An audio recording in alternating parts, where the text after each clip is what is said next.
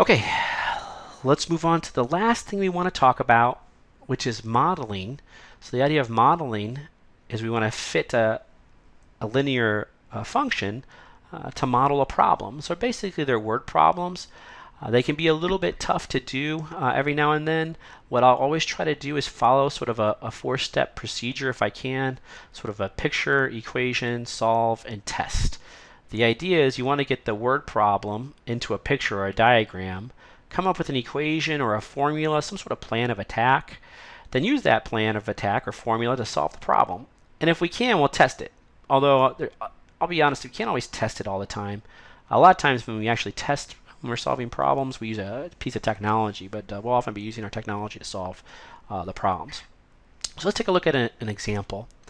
So here, what we have is we have a landscaping company finds that they can service 3 houses for $173 and 5 houses for $223. We want to express the cost as a linear function of the number of houses served and then determine the cost to serve 15 houses. So typically I'll read a word problem once and I won't understand too much other than I see we have houses and we're servicing them, maybe mowing lawns, some sort of landscaping. But what I do see is that I have input and output. Input and output. So what I can do is I can kind of organize this if you want, and since it's a table, so I have the houses here, which I'm going to call my X, and I have my, so these are the houses,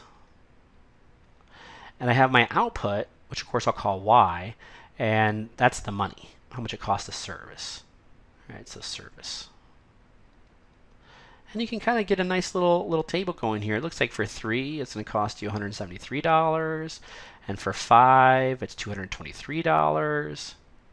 It tells me that the cost is going to model it with a linear function, right? So we want to find a formula for the cost, right? And so basically, it's like find Y. That's what you want to find a formula for Y. And after we do that, we want to determine the cost for 15 houses. So then find, so the second part of this problem is find the cost for 15 houses. So this is probably going to be our solve part. Find a formula and use a formula to do something. So for our equation, remember it's a linear function, and so you have 2 points. So you can actually graph them. So if you want, we can do this in steps. We can call this one inputs are X's, those are the houses. The outputs are the cost to service them. Nothing has to be drawn to scale. As long as it's in the right quadrant, you're good to go. So this is 3, the point 3 comma 173. And if we go over 5, let's say it goes right here. So it's not drawn to scale, but it's just we're just using this as sort of a model to help us figure out how much it's going to be. So here's basically the idea. So I need to find the equation of that line right there, given these 2 points.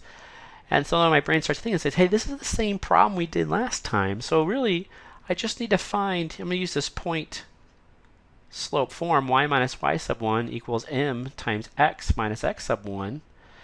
And so I need a point, and unfortunately I have a couple points, right? You need this point here, and I got a couple points. So I'm going to use the smaller point because it's probably easier to use.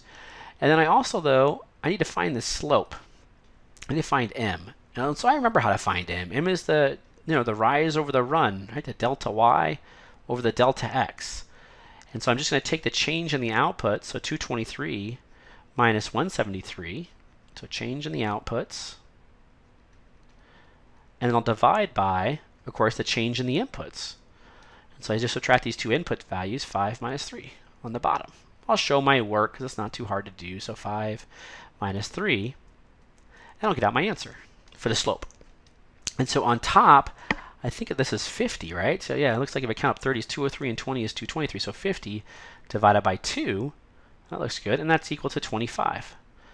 All right, so what that's saying is if you go over 1 unit, you're going to go up 25 units, output units. So if you go over 1 house, it's going to cost you basically 25 more dollars to service. And so that's kind of nice. You can even put units on there if you want to make sense of it, $25 per house. So you can see the idea, but really it's just a plug and chug from here on out. So I'm going to plug in my y value, which is 173, so 1 minus 173 for y sub 1 is equal to, then my slope was 25, and then x minus, and then my x sub 1 is 3.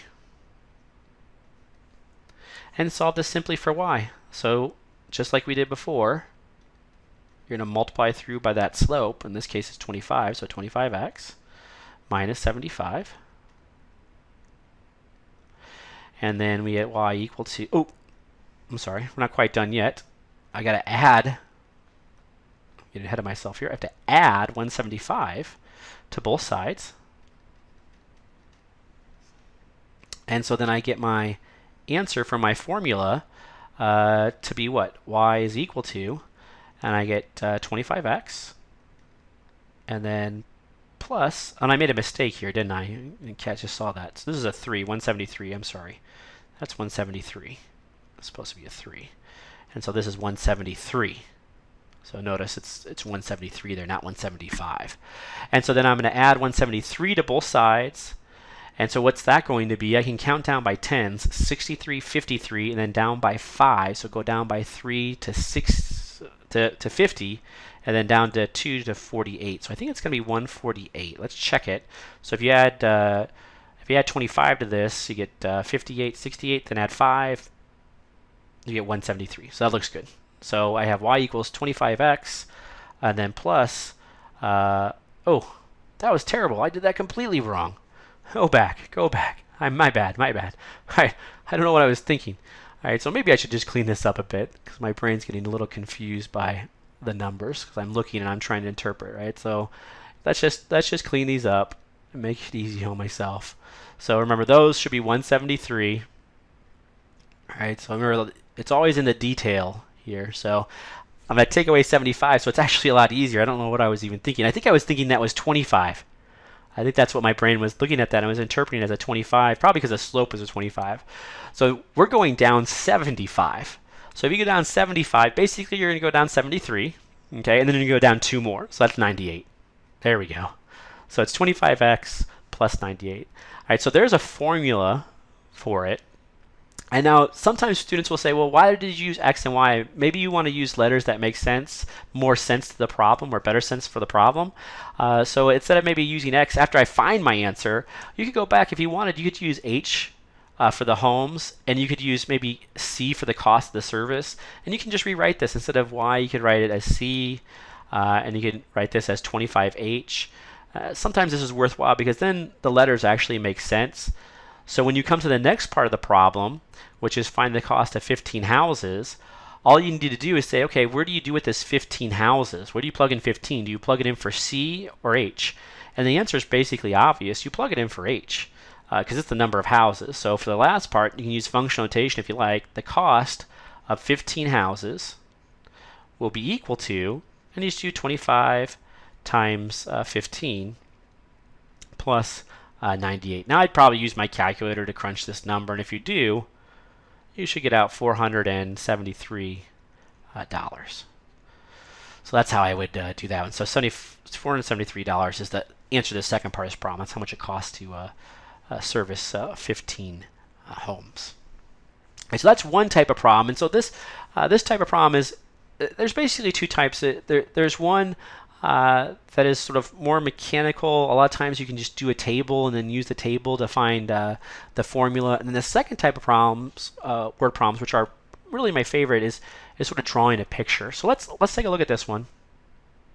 Oh, I forgot to mention. So here's my solving part, right? That's my solving part. And then to test it, I mean, there really isn't a way to test it as much as you can just go back and plug in the numbers. You know, if you plug in 3, you should get out 173 here.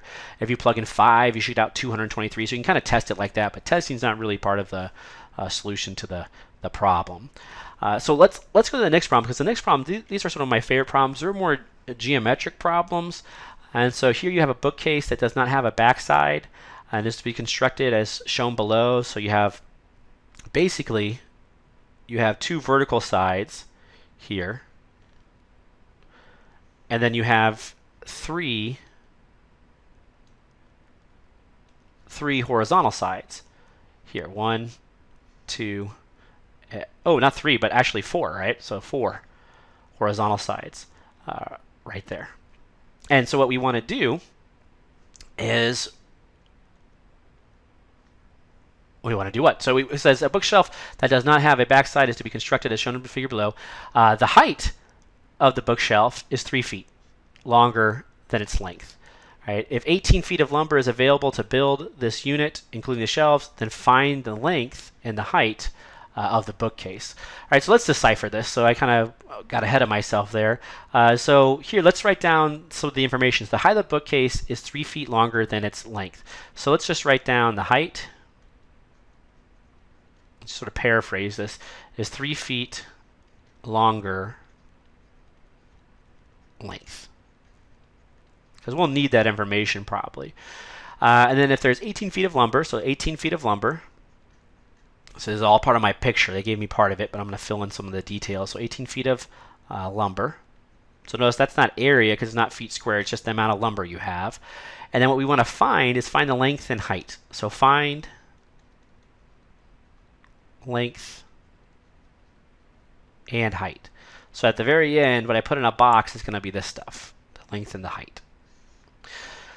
So for my equation, I need to do a little bit of work here. So you can label some of the sides, and it's easy to label. I mean, the horizontal stuff, we're just going to call X. So let's get some color in here. So I have, basically, I have 4 horizontal things. I had to build 4 horizontal shelves, or 4 shelves here, and they're all X. So X, X, X, and X.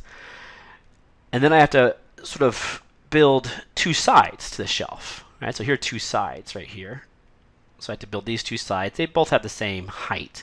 So Y and Y. So instead of using L and H, I'm going to use X's for the length and Y for the heights. I find it's good just to stick with the letters, right? So if you're just always use X's for horizontal things and always use Y's for vertical things. And so what I need, though, is I need to find the length and the height of this thing. And what they give me is just this number 18. And that's the amount of lumber I have. So I can actually come up with a formula here, an equation. I know 18 is equal to, and it's just all the sides. You add up all the sides, and that's the 18 feet of lumber. Because the idea is you take that 18 feet of lumber and you make certain cuts, and then you put it all back together to make the shelf. So the idea is you have X feet, X feet, X feet, X feet. So altogether you have 4 times X feet of lumber there. Plus you have 2 sides, each Y feet long. So you have 2Y. So there's a formula that you're able to make just by using the amount of lumber and then the sides of the shelf. Now the problem is you have both X's and Y's in here, so you're going to have to try to eliminate one of these variables, X or Y. And the way we're going to do that is we use this extra piece of information that they gave us right here. We know the height is 3 feet longer than the length. And so there are a couple of ways to do this. The first way is just to sort of, replace the words with the symbols with the variables, like the height is Y. So Y is 3 feet longer than the length, and of course the length is the letter X. And so what we can do is just read this, Y is 3 feet longer than X. And so sometimes if we do that, you can just immediately see the formula. If Y is 3 feet longer than X, that means Y is equal to 3 feet longer than X, just means X plus 3. And if you can do that, that's great. Now sometimes students will have a little bit of trouble with that. So what we tend to do is we can kind of, if you want, you can make a little bit of a sort of a table here. You can kind of think of, okay, well, if Y is 10, right? If 10 is 3 feet longer than the length, what does the length have to be? And you can kind of, let's do this in blue. You just pick nice numbers, basically. So 10 is a good number. So 3 feet longer than the length. So the length must be 7, because 3 feet longer than 7 is 10. Oh, so you have this 3 here. So basically, then you can see the relationship. Like, how are these related? So 10 is 3 feet more than 7. Great. And so then instead of writing 10, you can put a Y. Instead of 7, you can put an X. And if that doesn't work, you can choose a different numbers, right? You can choose 100 for the height, and say 100 is 3 feet longer than what? So it's 3 feet longer than 97. So if this is an X, you add 3 to it to get Y, and that's it. So sometimes you can, I call this actualizing the problem, trying to pick numbers and seeing the sort of form, so you can find the sort of formula for something. And so I know Y is equal to X plus 3, so all I need to do now is wherever I see a Y, I can replace it with what it's equal to in terms of X's. So what I get is 18 equals 4X plus, then 2 times, and I'm going to write X plus 3 because that's what Y is equal to. And so now I have a formula in terms of X's alone, so I should be able to solve this for X. So 18 is equal to, this is a 4X. We're going to multiply through by the 2, so multiply here 2 by 2, And so you get 2x plus 6. And so we have what? We have 18 is equal to 6x plus 6. We're going to subtract 6 to both sides because we want to solve this for x. And so we get 12 equal to 6x. And so then we'll divide out by 6, divide out by 6. And so we get our x, which is our length, is 2 feet. So 2 feet is the length. Now the question you want to say, hey, are we done yet? And to answer that question, we should go back to what we need to find. So we found the length, but we still need to find the height. That's why I always write this down. So the height, h, or in this case, y, is going to be equal to, and there's a formula, it's x plus 3. So if x is 2, it's just 2 plus 3, which equals 5 feet. And that's the height.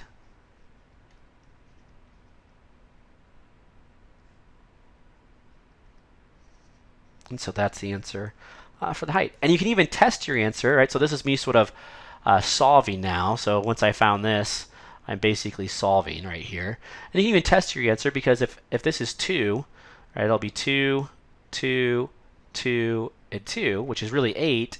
And if this is 5, that'll be 5 and 5, which is 10, and 8 and 10 is 18. So it even checks. You can even kind of test it on the side if you want to, but it's really not part of the solution. And so that completes this lecture on linear functions. And so just remember, what is a linear function? It's anything that basically has that constant rate of change. And that constant rate of change, we call the slope.